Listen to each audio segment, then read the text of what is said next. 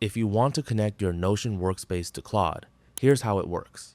After signing into your Claude account, select your profile at the bottom, then click Settings. From there, click Connectors. If you don't see Notion, click Add at the top, then select Browse Connectors. Now, search for Notion and click the plus icon next to it. You'll be redirected to your Notion authorization page. Simply click Continue to grant access. Once it's finished, go back to Profile, then Settings, then Connectors. You'll now see that your Notion workspace has been connected to your Claude account. If you click on it, you can disconnect it at any time.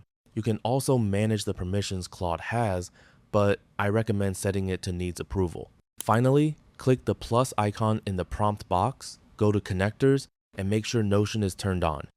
Now you can ask Claude questions about your Notion workspace, and it will retrieve the relevant information directly from your connected workspace. That's all for this video. Thanks for watching.